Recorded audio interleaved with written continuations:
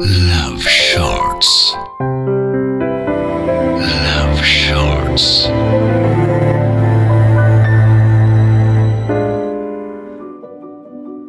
সময়টা 2003। পরিবেশের উষ্ণতা সাধারণের থেকে 5 ডিগ্রি বেশি। আর এখন সময় হলো সকাল 9:15। শ্রীময়ী স্কুল যাওয়ার জন্য রেডি হচ্ছে। ক্লাস 7, সেকশন এ, রুল নাম্বার 13। অনেকক্ষণ ধরে সে ঘরের মধ্যে কি একটা যেন খুঁজে চলেছে।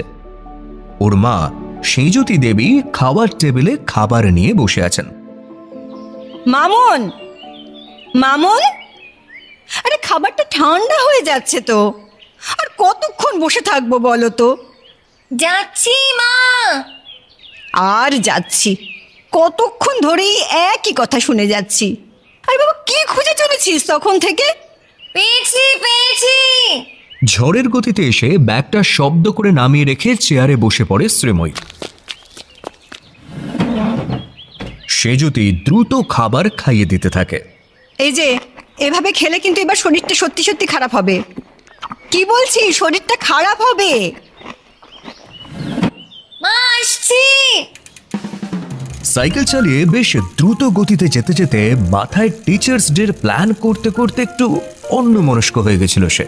আর ঠিক তখনই উল্টো দিক থেকে সাইকেলে করে আসছিল রঞ্জন। তারপর হঠাৎ ধাক্কা। না, হাত পা কাটলো না, মাথাও ফাটলো না, আঘাতও লাগলো না কারোর, কিন্তু এইটাই হলো যুদ্ধের শুরু। দেখে চলতে পারো না? আমি তো দেখেই চলছিলাম। তুমি দিনের বেলা আকাশের কোন তারা দেখছিলে?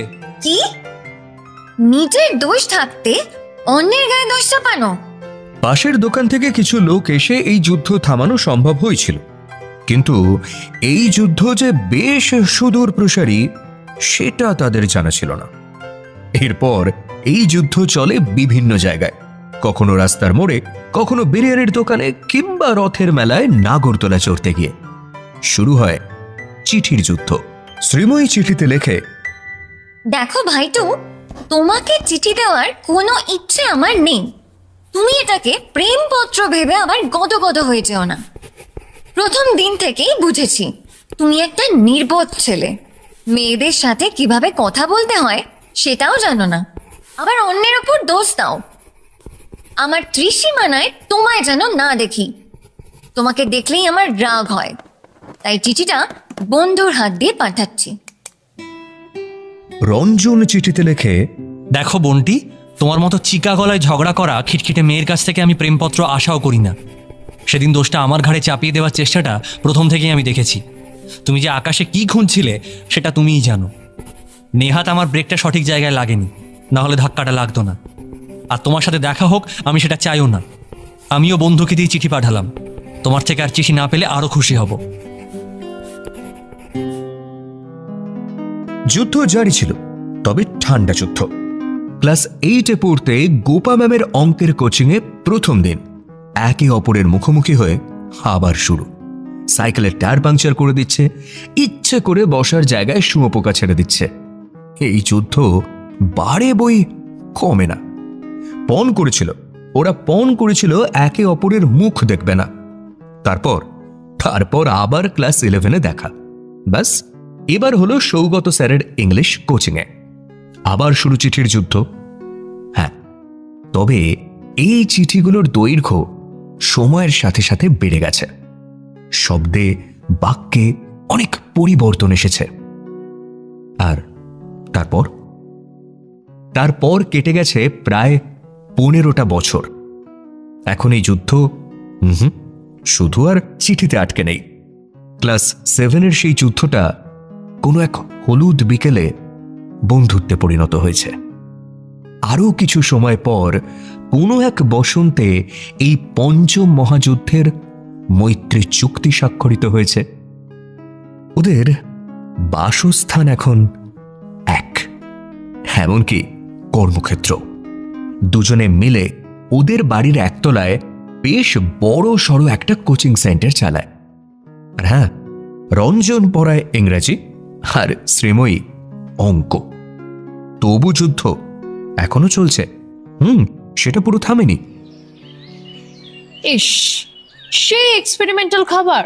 খেয়ে দেখ আগে, এতটা? তোর ওই বার্গারের থেকে অনেক বেটার। এই শোন, তুই আমার 200 টাকাটা ফেরত দিলি না যে এখনো? 200 টাকা? কিসের? পরশু খুচরো ছিল না বলে আমার থেকে চাইলি 4টে 50-এর নোট।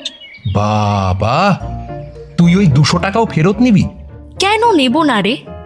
সেদিন যখন তোর অনলাইন মানি ট্রানজাকশন হচ্ছিল না বলে তো স্টুডেন্টরা আমার নাম্বারে পাঠালো। 24 ঘন্টা কাটতে না কাটতেই একটু দ্বিধা না করে অকৃতজ্ঞের মতো কে বলেছিল টাকাগুলো ট্রান্সফার কর। হ্যাঁ, তো আমি তো আমার টাকাটাই ফেরত চেয়েছি। ওহো, আচ্ছা, এখন আমার তোমার করতে শিখে গেছিস? এত স্বার্থপর কবে হলি? হেল্পও করবো, আবার এরকম ব্যবহারও সহ্য করবো? Hate you. হঠাৎ শ্রীময়ী খেয়াল করে রঞ্জন যেন কিছু একটা ক্যালকুলেট করতে করতে শ্রীময়ীর কথাগুলো শুনছে। রেগে গিয়ে আরো কটমট করে রঞ্জনের দিকে তাকিয়ে থাকে। আমি না একটা জিনিস রিয়েলাইজ করেছি জানিস, এখন তুই ঝগড়া করলে অতটা রাগ হয় না।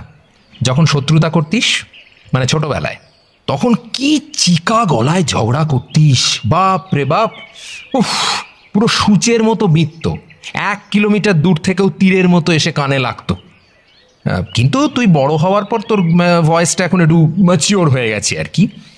এখন শুনলে মনে হয় যে 12 বছরের আইকিউ নিয়ে 120 বছরের মহিলা ঝগড়া করছে। আর তোর ভয়েসটা আগে ঢেঁড়সের মতো ছিল, এখন উচ্ছের মতো হয়ে গেছে। হ্যাঁ, এখন তো আর তোর কাছে কোনো অপশন নেই। দেখো ভাইটু, আমার মতো লয়াল মেয়েরা অপশন খোঁজে না। দেখো বন্টি, এই পৃথিবীতে রঞ্জন চক্রবর্তীও আর একটা হয় না। এই চিঠিতে তুই আমাকে খিটখিটে মেয়ে বলেছিলি।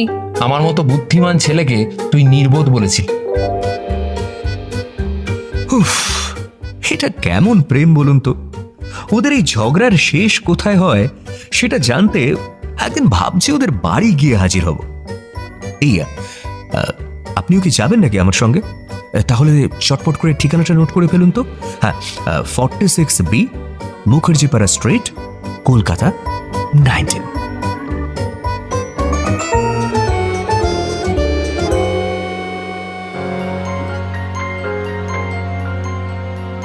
Love Shorts. Love Shorts. Only on Love Junction. Every Friday at 9 p.m. on 107 FM Rainbow. Love Shorts. Love Shorts.